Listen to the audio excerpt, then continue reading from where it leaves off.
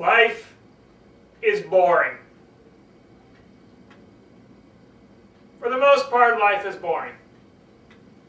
You got your routines, you do the regular sort of things, etc. And life is pretty boring. But every now and then something happens. Something happens that shakes you up, gets you excited, gets you interested, and that's your story. Oops.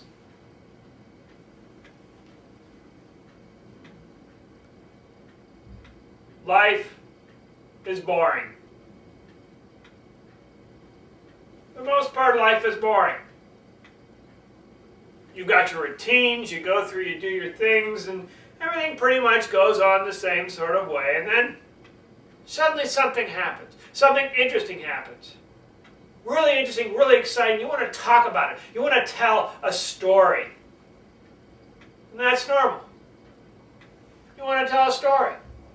You want people to be interested in the story, people to be excited about the story, and if you're a public speaker, you want to make sure the audience connects with the story and really feels this story as something significant to them, just as it's significant and important to you. The thing is, because life basically is boring, it's pretty easy to get in the habit of putting a lot of boring stuff into your story without realizing it. And as a result, you create a boring story. Not that the event is boring or what you're doing is boring, it's just the way you're putting the story together is boring. It doesn't interest, it doesn't pull in, it doesn't captivate, it doesn't excite. And that's normal. Most speakers, when they tell stories, tell boring stories.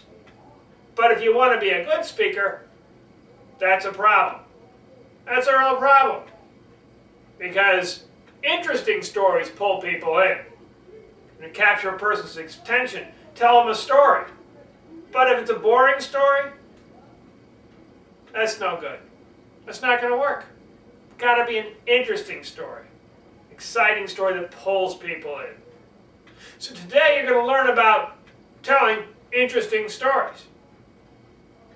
And an important thing you need to do to make those stories interesting. You need to tell a story that's better than life. Life is boring, but your stories can't be boring.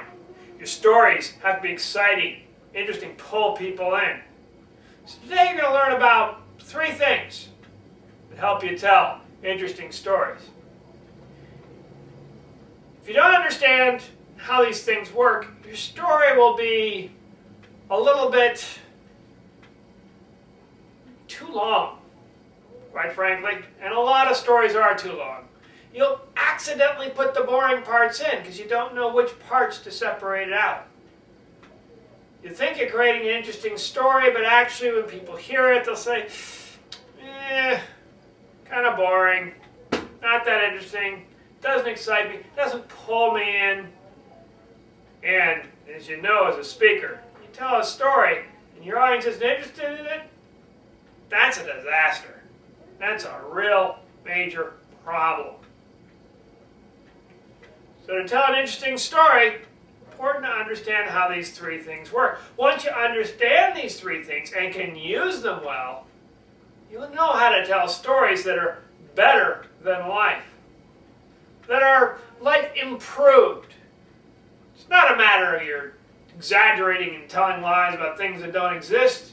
It's that you're telling them in an interesting, creative way that interests people and pulls them in. It makes for a story. It's believable, and yet not boring. The danger of telling a story from life is it's going to be boring. So a good storyteller, a good public speaker storyteller, knows the secrets of making sure that story isn't boring. And that has to do with these 3 things. And you're going to learn what these 3 things are and understand how to use it not to make your story boring. You're going to find out what is the mistake that a lot of speakers make and how you can avoid that mistake. You'll find out what's the most important thing to create a really interesting story that most speakers don't do. And if you do and use well, you will have an interesting story. So he can step you through the three things. The first thing, you may already know the second thing, and the third thing that's so very important. So although life is boring, you don't want to tell boring stories.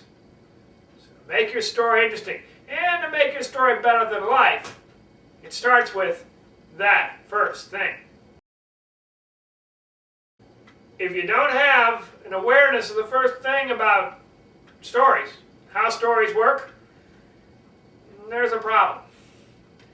Because what's going to happen is your stories are going to kind of go on and on and on. Now, you might be thinking, hey, that's the way it happened to me. It just kind of went on and on and on. But that's not going to make an interesting story.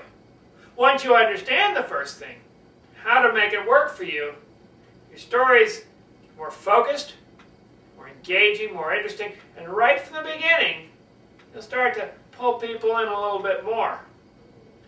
You'll start to avoid the mistakes that a lot of speakers make in telling their stories. Because you'll understand a basic principle of storytelling that puts you a little taller, a little bit better off than those other speakers. The first thing to be aware of is time. Time. Getting an awareness of time and how to make time, control time in a story is very important.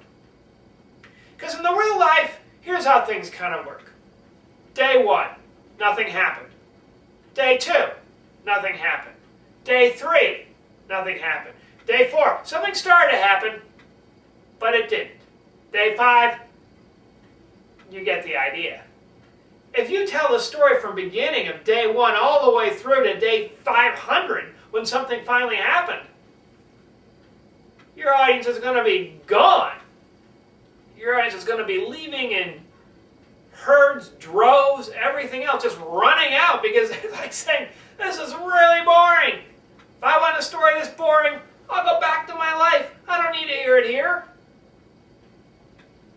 So instead, you want to use time to your advantage. If something takes 500 days to get there, don't talk about all 500 days. Figure out what the most important time is and focus in on that time. A simple principle to use is to collapse time. Instead of saying the first day I did this, the second day I did this, the third day, the fourth day, the fifth day, just say 5 days went by. And on the 5th day, see, you collapse the time. 5 days went by in about 2 seconds. That way you can get to the interesting thing at the same time, admitting that, hey, it takes time. So people still get the sense that there's a lot of time involved, but it's collapsed down. And the same way with time, if something's really interesting, you can expand it out. You can make it even bigger. When you finally get to that exciting point, that life transformational point, when your whole life from where it was to where it now will be, you just stop. Stop time altogether. Step out of the moment. Say, that day transformed me.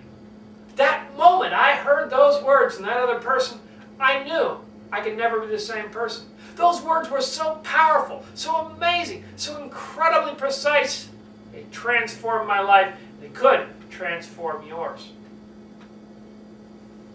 You just stop time. There was a story going on back and forth. You've gotten to the exciting part, and now you just stop time, stepped out of it, and you're just blowing that part up. Delaying it, delaying it, delaying it, because this is the big point of your story. This is the thing you want your audience to remember. So, you're doing it, and you're doing it powerfully by expanding that time. So take advantage of time. Sometimes you want to collapse time. A lot of boring things happen, blah, blah, blah, blah, blah. Collapse the time. Other times, you get to that exciting part, you blow it up. You make the time even bigger and bigger and bigger. Either way, time is very important. Being aware of time, which means going back to your story and saying, what really doesn't move the action along? Where are places where the character just seems to be sitting around doing nothing? That's boring. Where does something start to happen where the character is thinking something differently or doing something differently? Where does that actually happen? That's the part of the story you want to focus on. So being intensely aware of time will put you ahead of a lot of other speakers. Something that's also important, in addition to time, and speakers tend to forget it. Once you have an awareness of time, that's good. That's great. That's going to help you in your story. But there's something else to be aware of. Something similar to time, but a little bit different. If you don't understand this, you may collapse time, expand time just fine. But it won't have the effect you want. Your story could still be boring. Your story could still be true to life.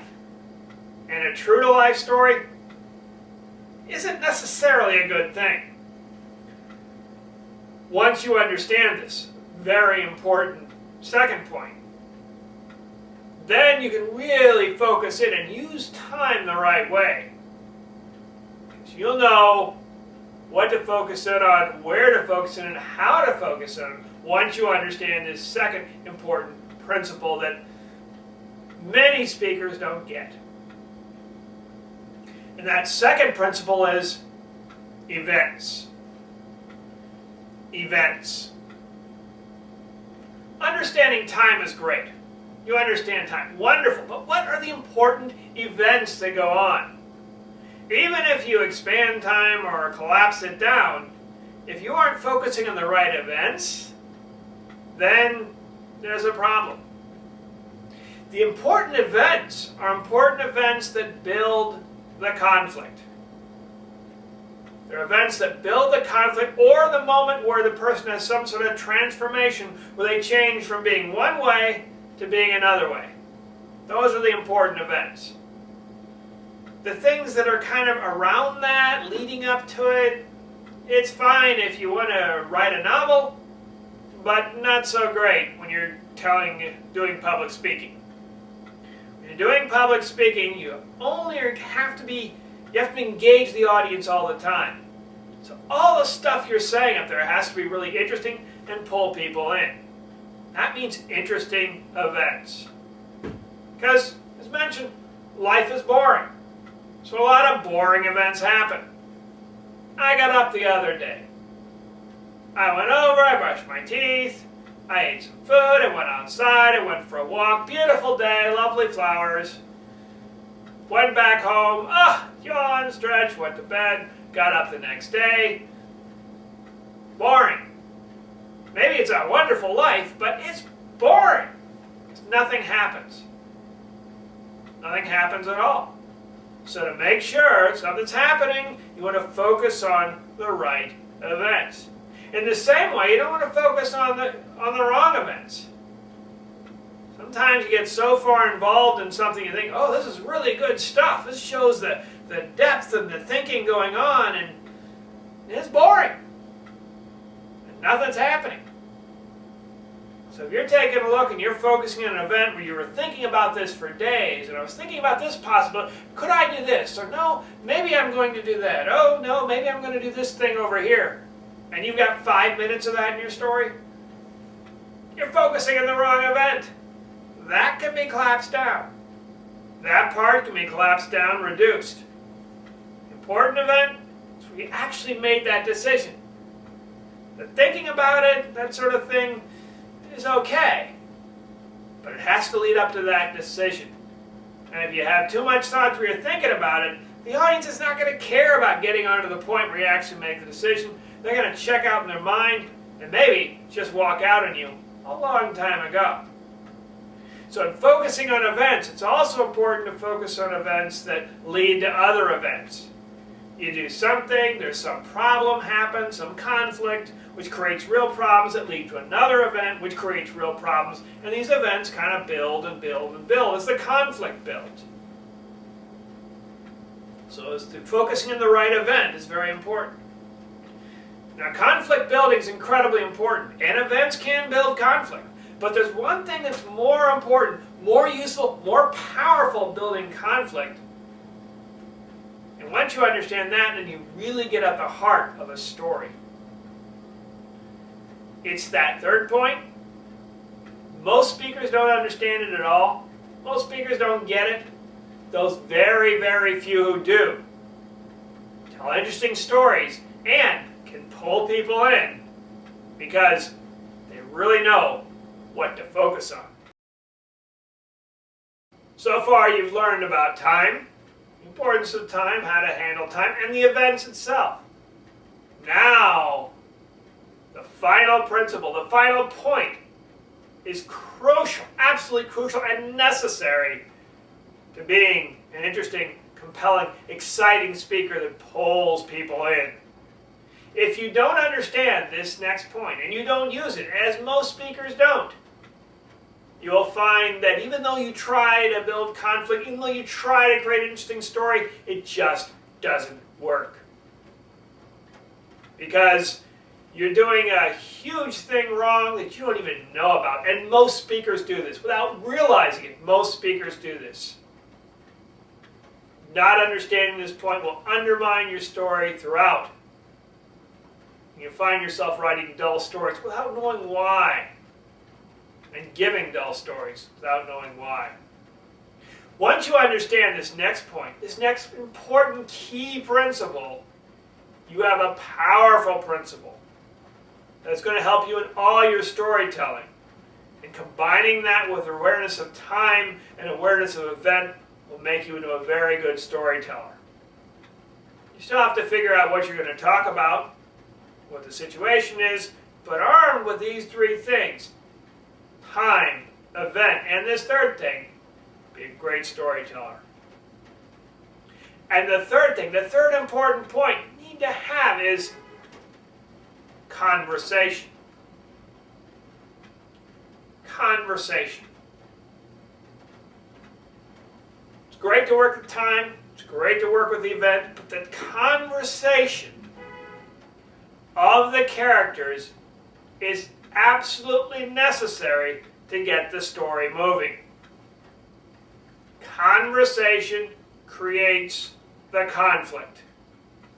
Conversation creates the conflict.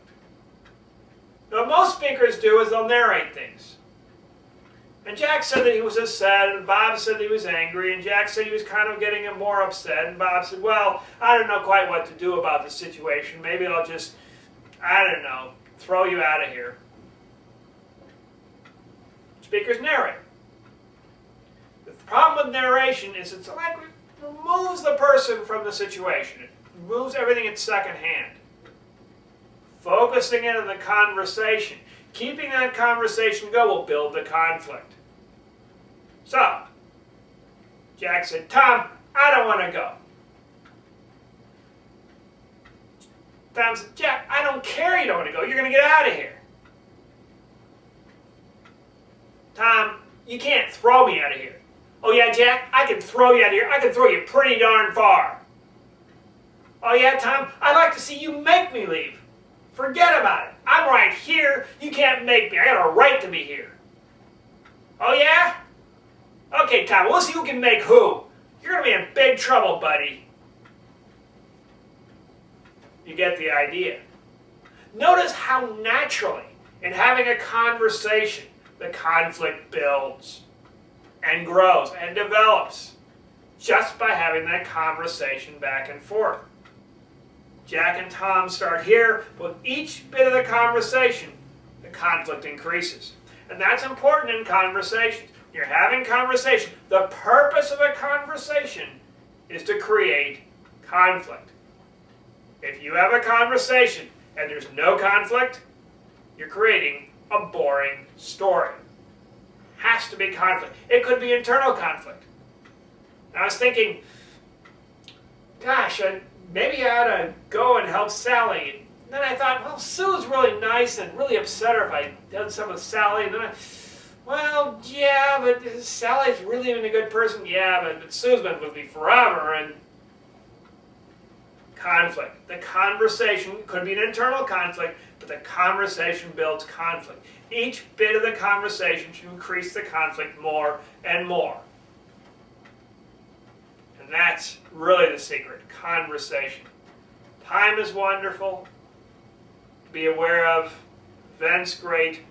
But conversation, that's the diamond, that's the epitome, that's the peak, that's the highest point. Once you're aware of conversation in your stories and how to create conflict through conversation, you're going to tell a story that's interesting, engaging, pulls people in. It's not going to be a life story. As I said, real life is boring. But it'll be an interesting story that pulls people in and gets people thinking, wow, what a great story. So to wrap things up, life is boring. You don't want your stories to be boring. So keep in mind these three important points in creating your story. First is time. Management of time is very important because in real life, it takes a long time for anything interesting to happen. But in your story, you don't want that to happen. So for the boring parts, where the things are really dull, just collapse that time. Collapse that time down. But in the places where things are interesting, blow that time out. Make that time go longer. You can even stop time, step out of the story, and say, it was a transformational point in my life. That was a point that I'll never reach again. That was a point where I suddenly realized something that changed my entire world perspective. Could change yours. When he said, and then say what he said. So expand that part of the time. And then events. Many speakers aren't aware of what events are really interesting. The events that are interesting in the story are events that have conflict and build conflict. There is some sort of conflict or some sort of problem going on and building that conflict. Now, event isn't the best way to build a conflict, but it is a way where you can have different things going on. Maybe a person's trying to decide between two different events to do, or something happens that hurts somebody, or there's a fight that breaks out, some event that causes conflict. So the event can be a source of conflict, a place where conflict is, the same sort of thing. Focus on the right event. You focus entirely on all the time it took you to think about this idea, probably going to be a boring story.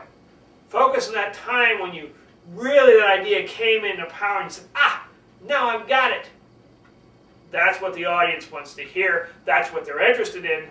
That's the part to focus on. So being aware of events is very powerful, very important. Not the most important thing. The most important thing, the thing that most speakers don't understand and most speakers don't use is conversation. Conversation is key because conversation creates conflict. And in creating conflict, you really create your story. Every time you have a conversation, people talking back and forth, it should build up that conflict a little bit more. Each time a person talks should build the conflict. And as the conflict builds, the story gets more interesting. Most speakers will tend to narrate things. He said that. She said that. Don't narrate. He said, Bob, I'm upset. She said, Ted, I don't care. Whatever it is. And every time that person speaks, every time you shift to a different person speaking, there should be something that builds, develops, and grows that conflict. Now, if you don't use time, event, and especially conversation, you're going to have stories that are flat, or stories that kind of are like this, and then all of a sudden something happens, and then it gets boring again, and something happens. The audience isn't going to sit through the boring parts. By the time something happens, they'll be long gone, cleared out, won't pay any attention. But once you understand time, event, and conversation, you pull the audience in.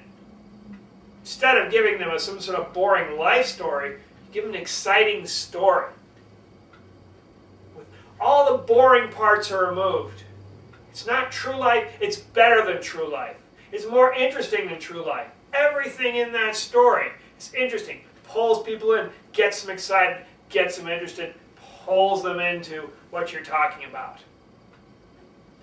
Being aware of time, event, and conversation will set you apart from all those other speakers out there.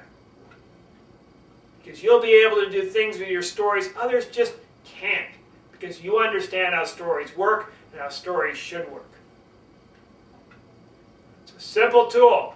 Time, event, conversation. Use them and make sure your audience is never bored with your story.